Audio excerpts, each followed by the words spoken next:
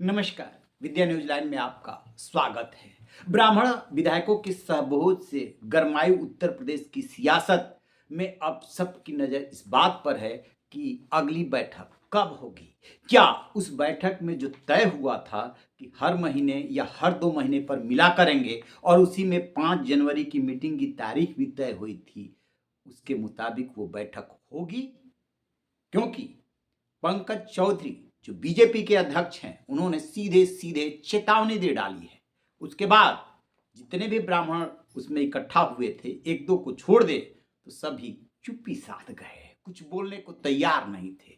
अब उस सहभोज के आयोजक कुशीनगर के विधायक पीएन पाठक ने एक एक्स पर पोस्ट डाला है और जय श्री राम, जय सनातन, जय भाजपा से शुरुआत करके वो कह रहे हैं कि सनातन परंपरा में ब्राह्मण जो है वो चिंतक विचारक के मार्गदर्शक के रूप में जाना जाता है। जहाँ ब्राह्मण इकट्ठा होते हैं वहाँ चिंतन मनन होता है, वहाँ पर मंथन होता है और उसका काम है सनातन की अस्मिता को मजबूत करना, समाज को मजबूत करना, सबको जोड़ना, न कि विभाजित करना।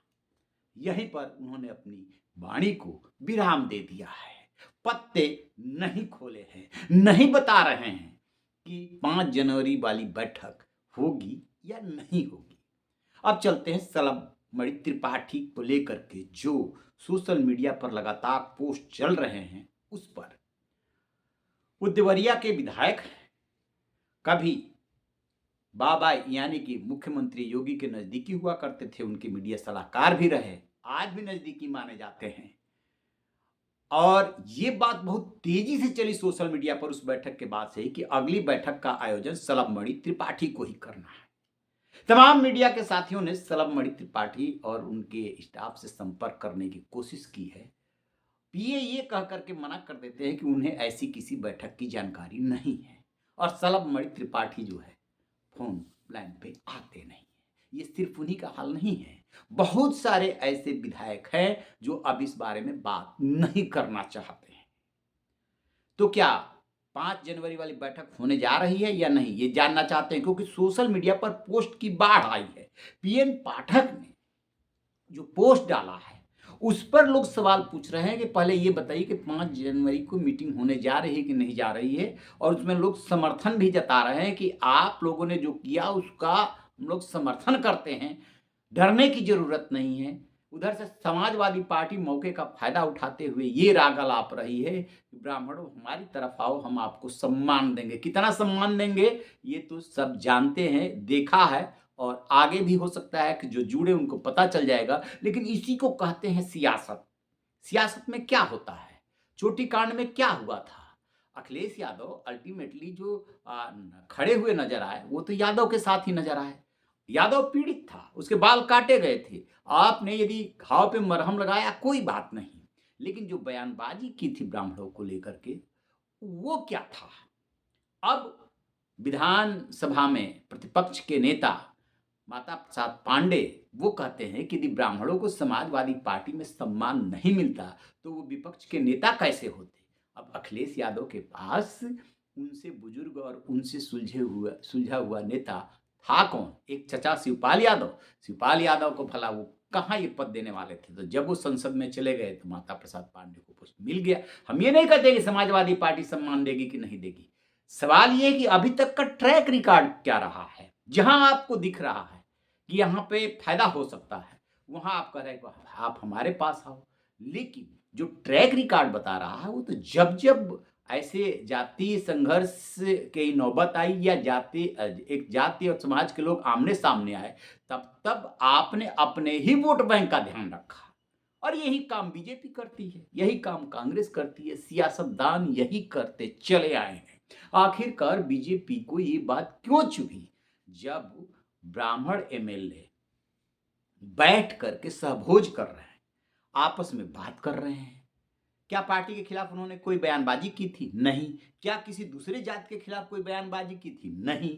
फिर क्यों इस पर इतना हंगामा मचा? फिर प्रदेश अध्यक्ष पंकज चौधरी ने इतना सख्त बयान कैसे जारी किया? और बयान ही जारी नहीं किया, बार बार मीडिया के सामने टीवी चैनल्स पे बोला, माइक आईडी के सामने बोला कि हमने उनको निर्देश दिया है, हमने उनको चेतावनी दी है। ये चेतावनी आपने अन्य जातियों के एमएलए की जब बैठक हुई थी, तो जो आपके पूर्वाधिकारी थे, उन्होंने क्यों नहीं दी थी? इसका जवाब उनके पास नहीं है। वो कह सकते हैं कि तब तो मैं था नहीं। पार्टी तो वही है ना, नीतियाँ तो वही है ना, या पंकज चौधरी के कार्यभार संभालने के बाद जो है नीतियाँ बदल गई हैं। पहले ये नीति नहीं थी। यदि उसी समय ऐसी बैठकों पे रोक लगा दी गई होती, तो ये बैठक नहीं होती, स्वाभाविक सी बात है। ऐसा कैसे हो सकता है कि आप कुछ लोगों को बैठक करने की इजाज़त दें और बाकी लोगों की बैठक पे या बाकी समाज की बैठक पे आप कहें कि नहीं, आप ऐसा नहीं कर सकते, ये अनुशासनहीनता है। ये तो भेदभाव एकदम साफ-साफ दिख रहा है, लोगों के गले नहीं उतर रहा है। अब यदि आते हैं नीति, सिद्धांत और आदर्श की बातों पर, तो पंकज चौधरी अपनी जगह पे बिल्कुल सही है। बिल्कुल ऐसी जातिगत बैठकें नहीं होनी चाहिए, किसी भी जाति के नहीं होनी चाहिए, बात खत्म। फिर आप दिल्ली के अपने आवास पे कुर्मी क्षत्रिय महासभा की बैठक कैसे कर रहे थे? जब आप खुद ही ये काम कर रहे हैं, तो आप जो बोलेंगे तो उस पे कोई अमल करेगा। मान लीजिए मजबूरी में आप प्रदेश अध्यक्ष है, कोई अमल कर लिया, लेकिन जैसे उसे मौका मिलेगा नाफरमानी कर देगा। और अभी आए थे गाजियाबाद में, मंच पे ही दिख रहा था कि पार्टी में कितने गुट है। एक विधायक जी फूलमाला से स्वागत करना चाह रहे थे और दूसरे लोग उनको धक्के मार रहे थे। तो कहाँ से गुटबाजी रोक ले रहे हैं? यही इनके मालिक इस सूबे का मामला नहीं है, फरीदाबाद का मामला है। एक कार्यक्रम का उद्घाटन जो है कई दो मंत्री मिल कर रहे हैं। मिल करके करते तो बहुत अच्छी बात थी, अलग अलग कर रहे हैं, एक केंद्रीय मंत्री और 2 प्रदेश के मंत्री। तो गुटबाजी तो नहीं रुक रही है और रुकेगी भी नहीं।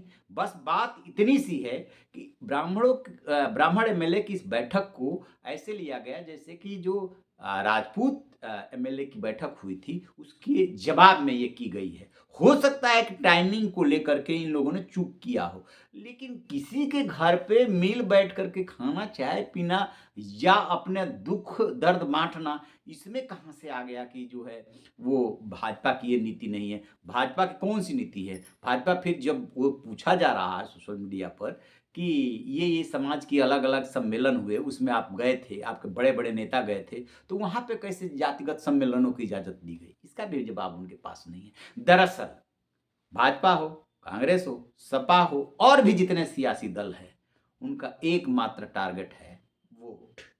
उस वोट के लिए वो सब कुछ करेंगे जो संभव होगा, कुछ भी कर सकते हैं। इन्हें लग रहा है कि इससे जो है उनका उनका वोट बैंक खतरे में आएगा, लेकिन ये तो हकीकत है। ऐसा तो है नहीं कि जो 52 विधायक हैं, जो जिसमें से 46 जो है बीजेपी से हैं, उन्हीं विधायकों का सारे ब्राह्मण वोट बैंक पर कब्जा है, या वो जिधर कहेंगे उधर ही सब लोग चल देंगे, ऐसा नहीं है। समाज की भी अपनी सोच है और सिर्फ ये ब्राह्मणों की बात नहीं है, ये राजपूतों की भी बात है, कुर्मियों की भी बातें हैं, लोध की भी बातें हैं। जितने भी इस तरह के जातिगत जो समाज है, जातीय जो मीटिंगें वगैरह होती है, निषाद हैं, वो सबकी अपनी ये बात है। कोई किसी का बंधुआ नहीं है। और यदि ये लोग ऐसा सोच रहे हैं तो बहुत गलत है। 2027 का जो अब की बार होने जाएगा, जो जंग होगी, सियासी जंग, वो पहले के दोनों चुनाव से अलग होगी। वजह? क्योंकि हैट्रिक लगाने के लिए महाराज जी यानी कि सीएम योगी उतरेंगे। अभी तक जो भी रणनीति बनी है उसमें तो सीएम योगी ही फेस हैं। पंकज चौधरी कुर्मी चेहरा इसलिए भेजे गए हैं कि ताकि पिछले चुनाव में जो कुर्मियों ने साथ नहीं दिया उसको साधा जा सके। तो वक्त बताएगा कि कितना साध पाए और कितना नहीं साध पाए। पता चला कि आए थे एक जात देश के वोट बैंक को साधने के लिए और उससे ज़्यादा नुकसान करा दिए। कुछ भी संभव है, तो देखते हैं। लेकिन ये ब्राह्मण जो विधायक हैं, ये अगली बैठक पर एकदम चुप्पी साध गए हैं, कुछ बता नहीं रहे हैं। और हमारे पास जो जानकारी है उस जानकारी के मुताबिक ये लोग बैठक करने की हिम्मत नहीं जुटा पाएंगे। आपकी क्या राय? कमेंट बॉक्स में जरूर बताइएगा। Thank you.